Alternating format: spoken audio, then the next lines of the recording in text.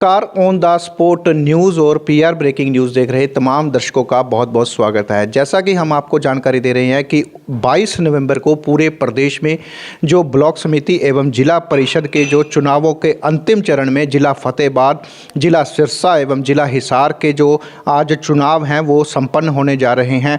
इन तीसरे चरण के जो चुनाव संपन्न होने के साथ ही अगर बात करें तो पूरे प्रदेश में जो ग्राम पंचायत चुनावों के अंतर्गत ब्लॉक समिति और जिला परिषद के चुनाव जो हैं आज संपन्न होने जा रहे हैं।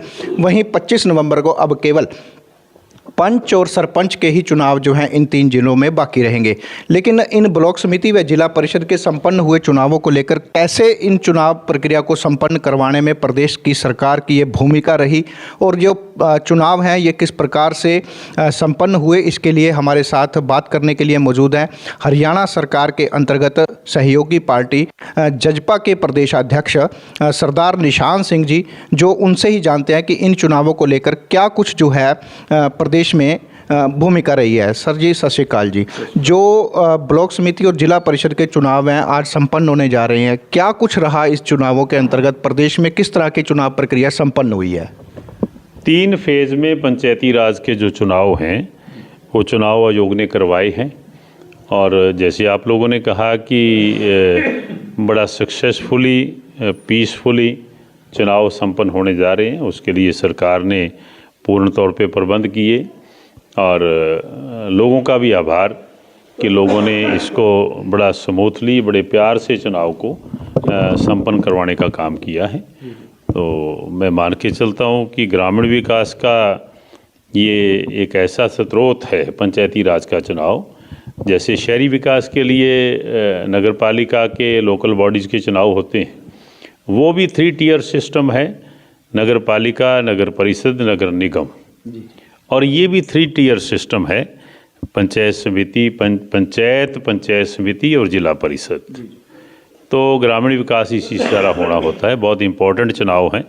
तो मैं मान के चलता हूँ कि पढ़े लिखे नौजवान इसमें जो है ना चुन करके आ रहे हैं और विकास के मामले में, डेवलपमेंट के मामले में बहुत हरियाणा के अंदर अच्छा होने जा रहे हैं। मैं उम्मीद करता हूं कि सभी लोग जो नए चुन करके आ रहे हैं उनको सबको बधाई भी देता हूं और उम्मीद करता हूं कि बहुत ईमानदारी से अपने अपने गांव का विकास कराने का काम करेंगे।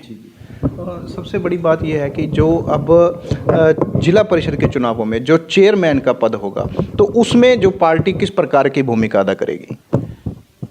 चेयरमैन के पद आरक्षित जहाँ हैं, अब कई जगह जनरल हैं, जनरल मैन का है, जनरल वुमेन का है, बीसी का है, एससी का है, एससी महिला का है, अलग अलग कैटेगरीज़ के हैं। और जहाँ जहाँ जिस ज़िले में जैसा रिजर्वेशन है उसी के मुताबिक चेयरमैन या चेयरपर्सन बनेंगे। तो उसका भी चुनाव चेयरमैन का भी इसी तरीके से होता है, यूनानिमस हो जाए, सभी लोग इकट्ठे होकर के बना दे, या वोटिंग हो जाए तो उसी तरीके से बन जाएगा। मैं समझता हूँ कि जिला परिषद एक पूरे ज़िले के अंदर ग्रामीण विकास का जो काम है उसके लिए फंड्स उसके थ्रू मिलते हैं, तो वो भी इसी तरीके से स्मूथली बढ़ेंगे। तो जो चेयरमैन का पद है, क्या पार्टी के सिंबल के चुनाव लड़ने वाले अथवा जो पार्टी समर्थित उम्मीदवार हैं उनको चेयरमैन बनाने का पक्ष करेगी? नहीं, किसी पार्टी ने भी सिंबल पे लोगों को चुनाव नहीं लड़ाया।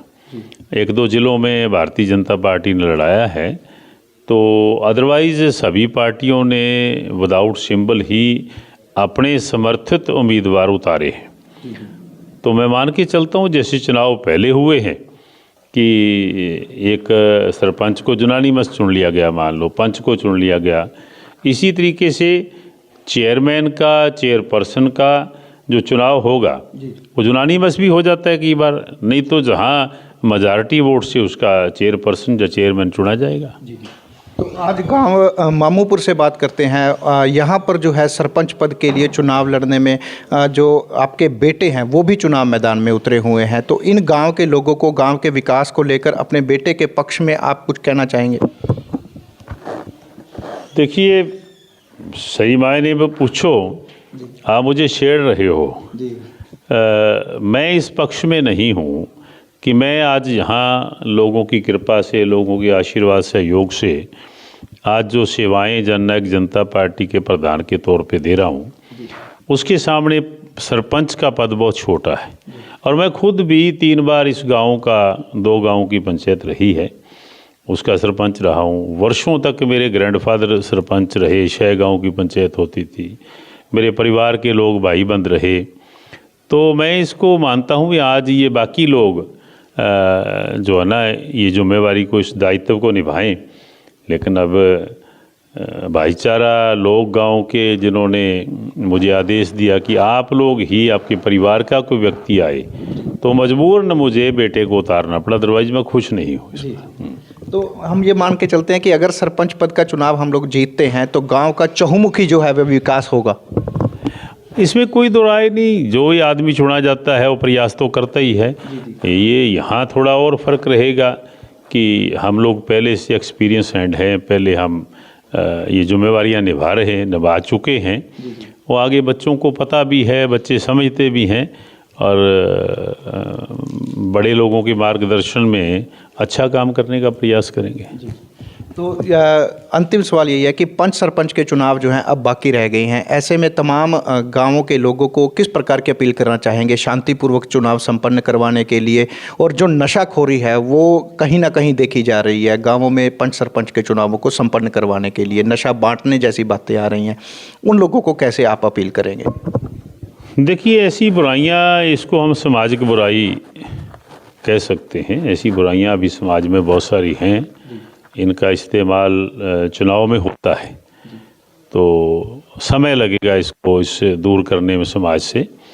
तो मैं तो यही कहूँगा कि जो चुना जाता है, जो इलेक्ट हो जाता है, उसका यही फ़र्ज़ बनता है कि वो ईमानदारी से काम करे, अपने अपने क्षेत्र का विकास करने के मामले में सरकारों का सहयोग लेकर के अपने दायित्व को निभाने का काम करें। जी, बहुत बहुत धन्यवाद। ये थे हमारे साथ जननायक जनता पार्टी के प्रदेशाध्यक्ष सरदार निशान सिंह जी, जिन्होंने चुनावों को, ब्लॉक समिति व जिला परिषद के चुनावों को शांतिपूर्वक संपन्न करवाने के लिए जहां आभार प्रकट किया है, वहीं पंच व सरपंच पद के चुनाव लड़ रहे उम्मीदवारों को नशाखोरी जैसी जो सामने आ रही बातें हैं उसको रोकने का भी आह्वान किया है। इन्हीं तमाम जानकारी के लिए हमारे चैनल से जुड़े रहिए। ऑन द स्पॉट न्यूज़ के लिए प्रमोद गर्ग और PR ब्रेकिंग न्यूज़ के लिए आकाश गर्ग और हरिचंद गर्ग की यह खास रिपोर्ट।